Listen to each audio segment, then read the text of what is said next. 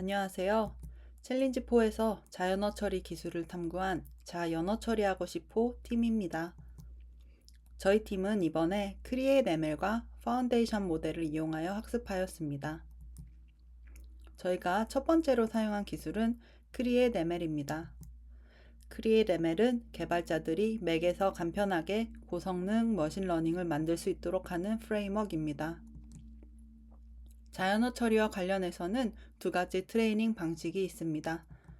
첫 번째는 월드 태깅입니다. 이것은 단어 단위로 라벨을 붙이는 머신러닝으로서 품사, 장소명, 이름 등의 정보에 라벨링을 수행합니다.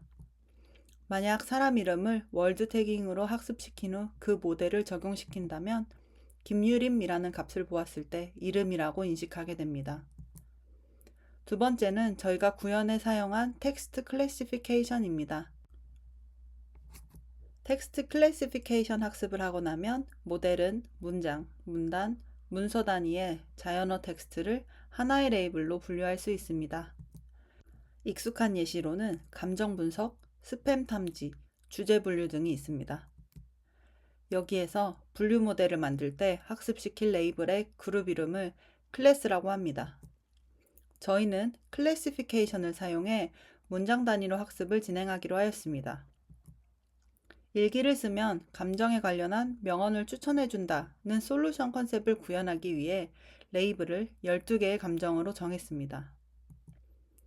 하나의 감정당 1000개의 문장을 모아 CSV 파일 형식으로 만들어 Create ML로 학습시켰습니다. 하지만 Create ML은 학습시킨 분야 이외의 내용에 대한 자연어 처리를 하지 못한다는 한계가 있었습니다. 자연어 처리에 대해 학습하는 중 저희는 애플 밖의 기술, 예를 들어 GPT API 등을 이용하면 글 요약, 문장 증강, 문장 생성들을 할 수 있다는 것을 알았지만 저희 조는 최대한 애플 기술을 사용하여 학습하고자 하였습니다. 마침 멘토 제이슨과 대화 중에 최근에 WWDC 2025에서 공개된 파운데이션 모델을 사용하면 애플 기술을 사용하면서도 저희가 원하는 기술을 구현할 수 있다는 것을 알게 되었습니다. 따라서 저희가 두 번째로 사용한 기술은 파운데이션 모델입니다. 파운데이션 모델은 애플 인텔리전스의 온디바이스 LLM에 직접 접근할 수 있게 해주는 스위프트 기반 프레임워크입니다.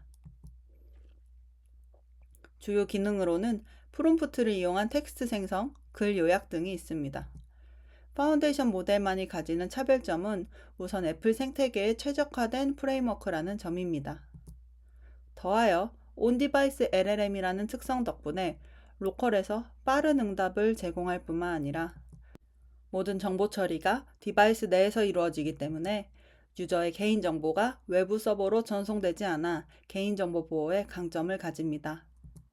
파운데이션 모델을 사용하기 위해서는 애플 실리콘이 탑재된 맥에서 macOS 타호 베타 버전을 사용해야 했으며 테스트 환경 역시 iOS 26 이상을 사용해야 했습니다.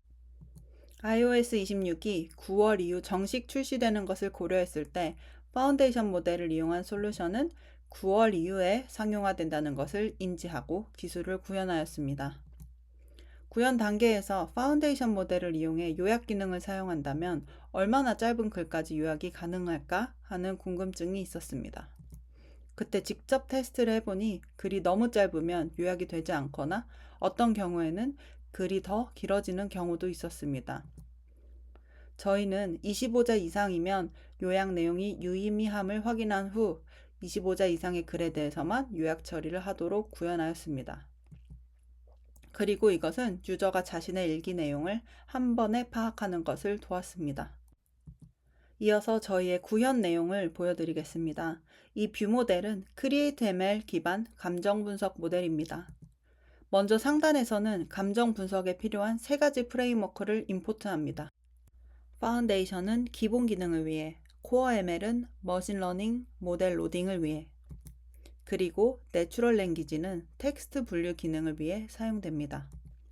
이 클래스는 스위프트의 옵저버블 속성을 가진 파이널 클래스로 정의되어 있고 내부에는 NL 모델 타입의 모델 변수가 선언되어 있습니다. 이 모델은 감정 분류 기능을 담당합니다. 생성자에서는 로드 모델 함수를 호출해서 createML로 학습된 ML 모델 파일을 로드합니다. 구체적으로 보면 센티멘트 클래시파이어는 createML에서 자동 생성된 스위프트 클래스이고, 이 클래스의 모델 속성을 통해 코어ML 모델을 불러옵니다. 그 다음 NL 모델로 감싸 내추럴 랭귀지 프레임워크와 연동합니다. 이 과정을 통해 우리가 학습한 모델을 자연어 처리 모델로 사용할 수 있게 됩니다. 이제 감정 분석의 핵심 기능인 predict top sentiment 함수를 보겠습니다. 이 함수는 텍스트를 입력받아 가장 높은 확률을 가진 감정 레이블을 3개 반환합니다. 내부적으로는 predicted label hypothesis를 사용해서 최대 10개의 감정 후보와 그 확률 값을 받아옵니다. 그런 다음 이 확률들을 내림차순으로 정렬하고 상위 3개만 잘라서 퍼센트 값으로 변환해 반환합니다. 예를 들어 행복 60%, 신뢰 32%, 고마움 8%와 같은 결과가 나옵니다. 다음은 파운데이션 모델을 사용한 예시입니다.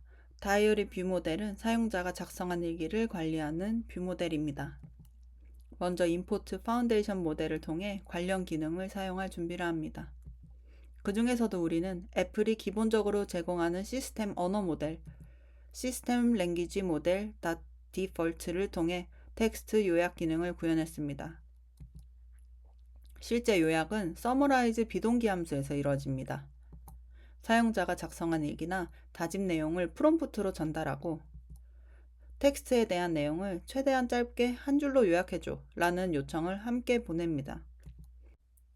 랭귀지 모델 세션을 통해 이 프롬프트를 모델에 전달하면 모델은 요약한 응답을 생성해주고 그 결과를 정돈해 사용자에게 보여줍니다. 이처럼 파운데이션 모델을 활용하면 외부 시스템 없이도 앱 내에서 텍스트 요약 기능을 구현할 수 있습니다.